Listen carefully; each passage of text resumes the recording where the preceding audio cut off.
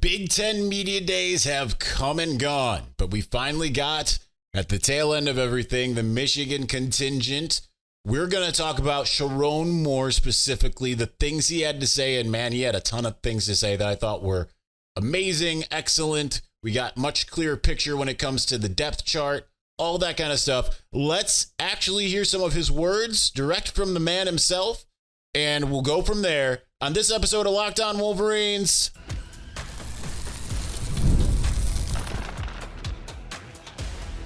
You are Locked On Wolverines, your daily podcast on the Michigan Wolverines, part of the Locked On Podcast Network, your team every day. Happy Friday. We're back and doing it. Locked On Wolverines podcast, part of the Locked On Podcast Network, where it's your team every day. I am your man on the ground, Isaiah Hole, publisher of Wolverines Wire through USA Today Sports Media Group. And we are going to go ahead and we're going to start getting some of this video ready so that we can actually hear it on its own. So I asked Sherrone about what are the most important tenets about choosing who the quarterback is going to be.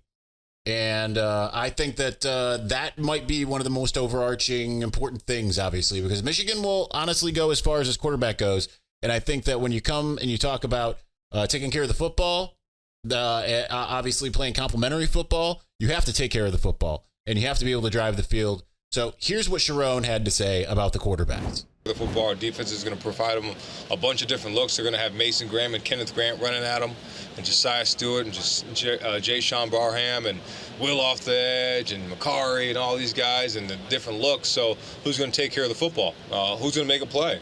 And then the next thing, who's going to really lean on the team win and team first mentality? And for us, we'll get a good feel as we go through training camp. Don't know what the day is, don't know when it'll be, but you guys will know as soon as we do.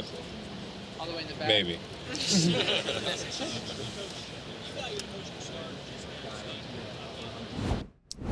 All right, so I think that he's right? They're going to get a little bit of a boost by having the type of pressure that that is going up against them.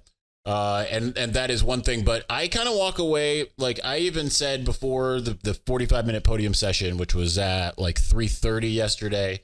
He was the second to last person I talked to was Sherrone Moore.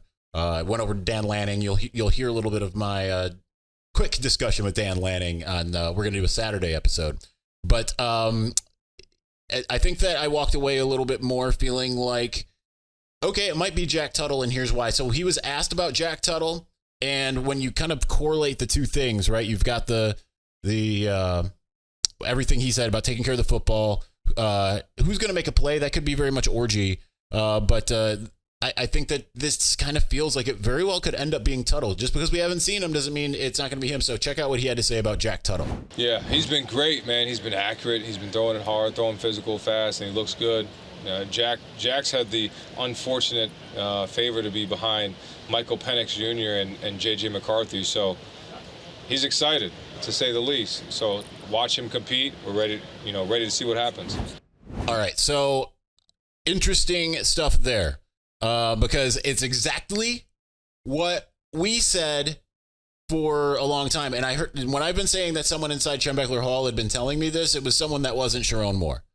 I have talked to Sherrone Moore this summer in a non-press conference setting, but not that was not a line that he had said to me. So I think that opens up a lot of possibilities, right? As far as where things can kind of go as far as what the team's going to look like. So I am excited to kind of see what happens in fall camp, right? Like I would not be surprised if it ends up being Orgy eventually. But when you think about how, the Alabamas of the world kind of operate, now, obviously, Alabama had Bryce Young ahead of Jalen Milroe, and Jalen Milroe kind of took some time to develop. I mean, it's the same kind of thing as Alex Orgy, obviously, being behind J.J. McCarthy. And he's going to get snaps, right? He's been, Moore said, like, we're going to, find ways to get him the ball. He said that all, for a while. Yesterday, he also said the best 11 are going to play. But I think that... so he's going to have a role. But when you look at a lot of these schools, they're going to be more risk averse in general, right? Like Jalen Hurts came before Tua Tagovailoa. Eventually, he got supplanted, yes, but it's the same thing as Cade McNamara came before J.J. McCarthy. Eventually, he got supplanted. Now, Jackson is 7th year. He's not going to come back for an 8th, you would hope and you would think. But at the same time, you wonder, is that going to be a situation where maybe they will, maybe they'll just try to work an orgy and continually give him throughout the season opportunities to kind of work things in. Offensively, the other thing I want to talk about is the wide receivers. He kind of gave a full breakdown. He said all the kind of stuff that I wanted to know about. Obviously they're singing the praises. And here's the thing is seeing what some of the players said, and we'll get to that over the weekend. I just feel like, I think it was Max Bredesen who had said, people are really underrating these wide receivers because they're just a heck of a lot better than people think, right? So here's kind of the breakdown. He spoke a lot more about Samaj, so I'm going to exclude that, but know that Samaj is not being heavily included here in this quote because he had already kind of talked about him quite a bit. But here is kind of some of the stuff that he had to say about the wide receivers. Yeah, Tyler Morris has been awesome. He's really taken on a leadership role. Obviously had the big play in the Rose Bowl, surprised people. Really didn't surprise us, but a guy that's, timed a 4.4 in high school. People forget he was a highly recruited kid, but towards ACL in high school and then had been recovering and really ready to take the reins. He's done an outstanding job. Fred Moore is another guy, had a great spring. Kendrick Bell, younger brother of Ronnie Bell, has the ability to be great, really great. So excited for him. And then Amarion, Walker, and then we talked about Samaj. So those are probably the top guys. Peyton O'Leary is a guy we're ready to see break out. Has had some good springs and really want to see what he does here in fall camp. And then our young guys, see what they do. So I think that is, kind of what you want to hear. Obviously, didn't mention CJ Charleston there. He talked about him earlier as well. And said he's a fast little dude. He's kind of perfect fit for us, So I think it's really interesting. But again, Kendrick Bell getting spoken about a bit. I mean, that's something that tantalizes me a little. Tyler Morris, if he really be the guy that he was in high school and the guy that we saw that obviously had the speed against Alabama, that bodes extremely well. I've got so many more quotes to get to. We're going to get to the line play. We're going to get to strength and conditioning. And let's see what else. The freshman and one of the most important quotes that he had. We're going to get to all of that here in just a moment. But before we do, listen, we're dwindling this summer down. But you still have a couple months. If you want to get some baseball in, you got a month where it's going to still reign supreme. Well, guess what? Game Time has got you covered if you want to continue to live out your summer dreams of being outside in a ballpark, having a hot dog, having a nice cold beer. Oh, that sounds so good. I don't even drink. But Game Time is an authorized ticket marketplace for Major League Baseball, which makes getting tickets easier, faster, and the prices on a Game Time app actually go down the closer it gets to the first pitch. So with killer last-minute deals, all-in prices, and views from your seat, their lowest price guarantee, all of that stuff. Game Time takes the guesswork out of buying baseball tickets. One of my favorite things is the seat view. You get to see exactly where you're at. But guess what? There's also zone deals. You can save even more when you choose a section, and Game Time will choose the seats for you, and you get a deal that way. So take the guesswork out of buying Major League Baseball tickets on Game Time. Download the Game Time app, create an account, use the code LOCKEDONCollege for $20 off of your first purchase. Terms apply. Again, create an account and redeem the code LOCKEDONCollege for $20 off. Download Game Time today. Last minute tickets. Lowest price guaranteed.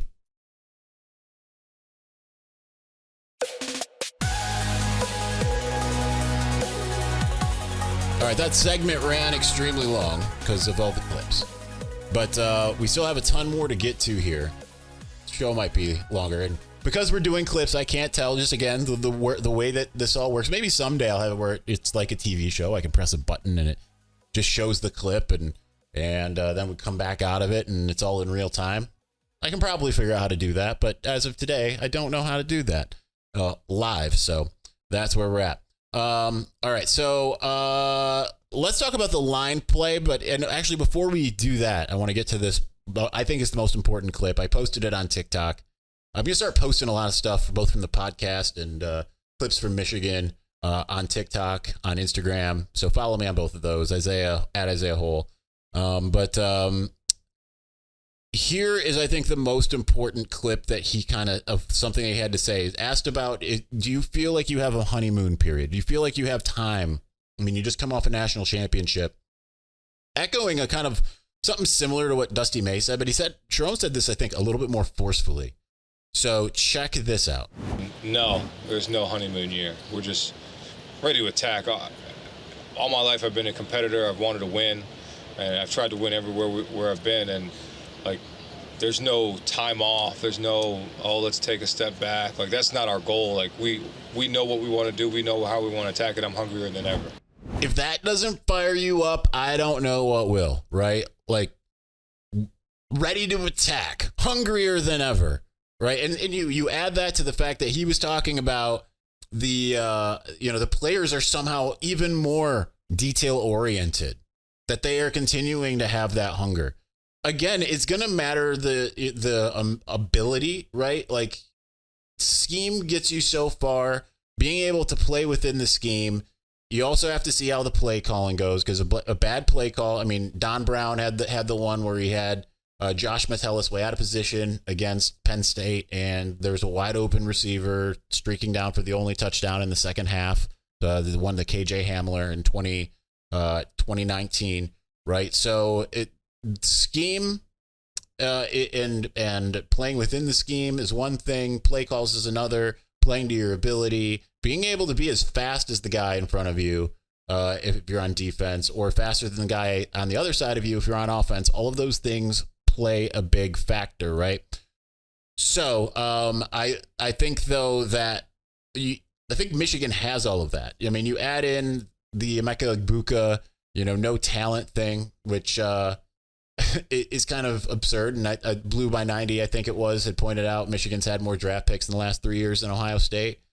So Michigan has had the talent. Michigan continues to have the talent, right? Because Michigan is projected to have about maybe more first-round draft picks this upcoming year, than Ohio State, right? Now, everyone talks about Ohio State, like, blah, blah, blah. Now, here's the good news. Sherrone Moore is still, like, asked about, like, how much do you think about Ohio State? He says 24/7, 365. So he's got his head screwed on right as far as that. And then you add in Ryan Day. We make no excuses, he says at the podium session. And then you have him on SiriusXM listing excuse after excuse. That kind of tells you that Sherrone gets it a little bit more than Ryan. Sherrone's been around in the rivalry just the same amount of time that Ryan Day has been, right? Ryan Day hired by Ohio State in 2018. Sherrone Moore hired by Michigan in 2018. One's been a head coach longer, certainly, but the other knows what it's like to, what it's like to have to turn everything around in order to win again. So, all right, line play. Let's talk about the offensive line. Here's what he had to say about the offensive line depth, and we'll go from there. I mean, I think, I'll just start with the O-line. Guys like Miles Hinton and Josh Preby have done an outstanding job. I think they're going to be superstars. I said it last year, Miles Hinton could be the best one of them all, and that includes the guys that were there. So he's done an outstanding job. Andrew Gentry, really excited about what he's going to do this year. Super excited about him. Gio El-Hadi is a guy who's been waiting, who's been behind too, an All-American, All-Conference guards, and he's played in games, he's started in games, and been a stalwart for us. So super excited about him. And a guy that nobody really talks about is Dominique Cadiz, who moves from D-line to O-line. He's really taken a step in the right direction. So excited to see where he does.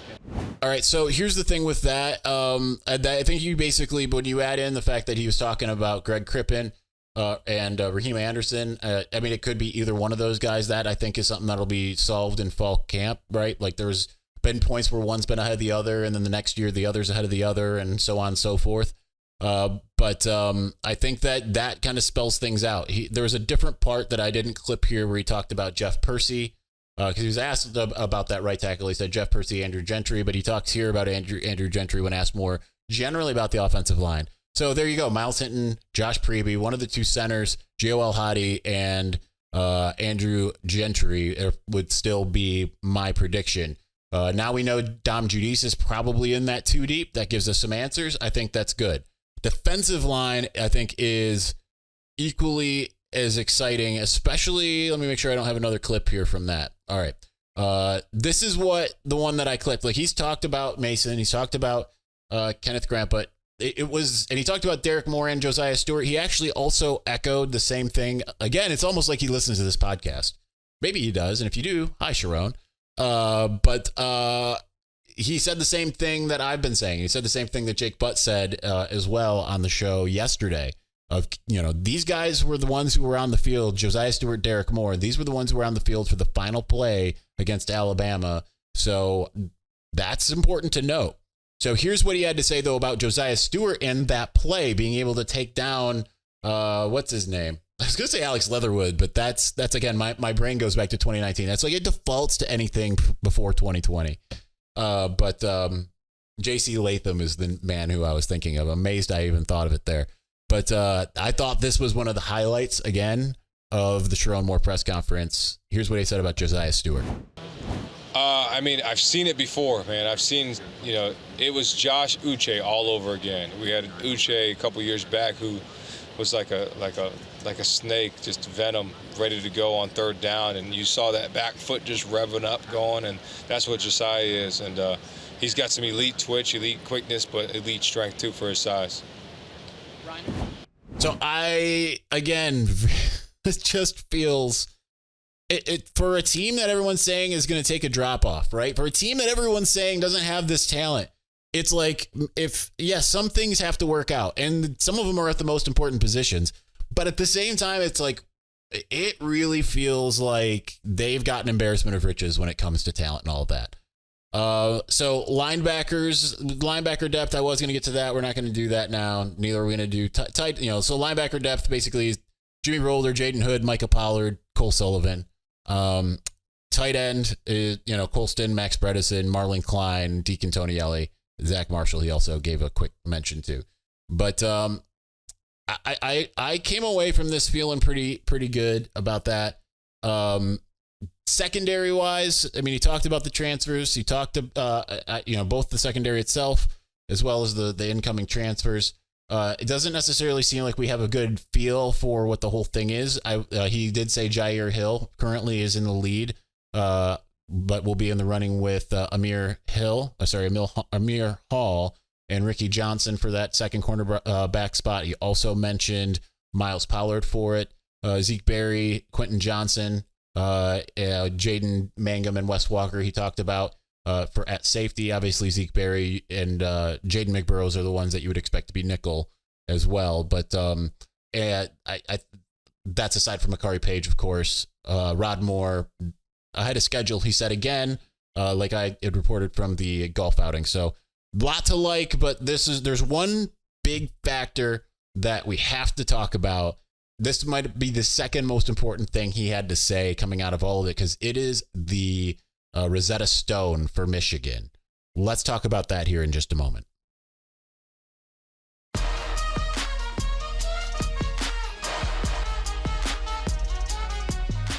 If Michigan is going to have success, it's in part due to the quarterback and the receivers, right? Because you're going to have a pass game, and right now it feels like a big unknown compared to a lot of other years when there was an obvious heir apparent, right? You knew you were plugging in the Ballyhooed 4-star or the Ballyhooed transfer, right? Like you knew it was Jake Rudock. Granted, Wilton Spate threw a wrench into a lot of that, right? But at least because of Steve Lorenz, I knew back in April that it was going to be Wilton Spate, so there was no surprise there. Turned out pretty good for the most part. Then you Wilton again. Then you finally got your John O'Corn experience that everyone was clamoring for. Brandon Peters finally comes in. Shea Patterson, obviously.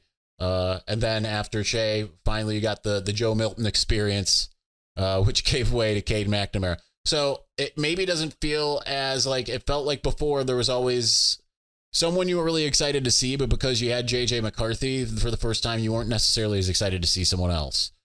So that is a big part of it. But the thing that he talked about, he was asked this by friend and colleague Anthony Broom over at the Wolverine about how Justin Tress has looked in replacing Ben Herbert. Here's what Sherrone had to say. This is huge. Yeah, so Coach Herbert actually came to a practice or a walkthrough-ish thing that we can have, per NCAA rules. We can do stuff without, going against the defense, all that. And Herb said, nothing's changed.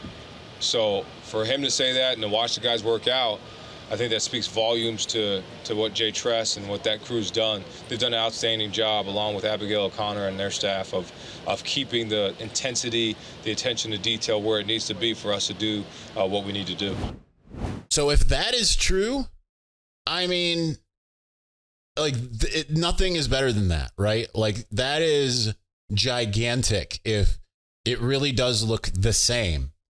Because what was everyone saying? It's everyone was like, as long as he has Ben Herbert leaves, we're doomed. Now it's this different situation, because if Justin Tress, who was an acolyte of Ben Herbert for the longest time, right? He's been here, I think, the entire time that Ben Herbert has been.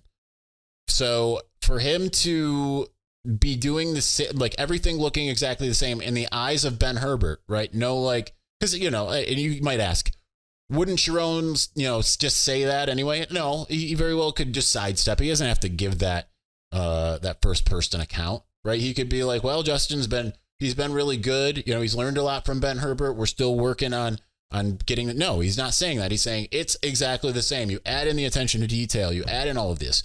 This is gold, Jerry. It's gold.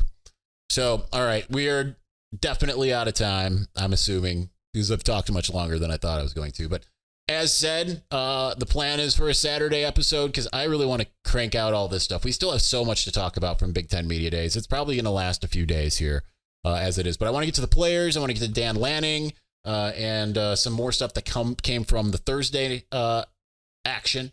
So I'll be up bright and early going to the airport to drop my aunt off. So look forward to that if all goes to plan. Otherwise, we'll talk to you on Monday. You know how it goes.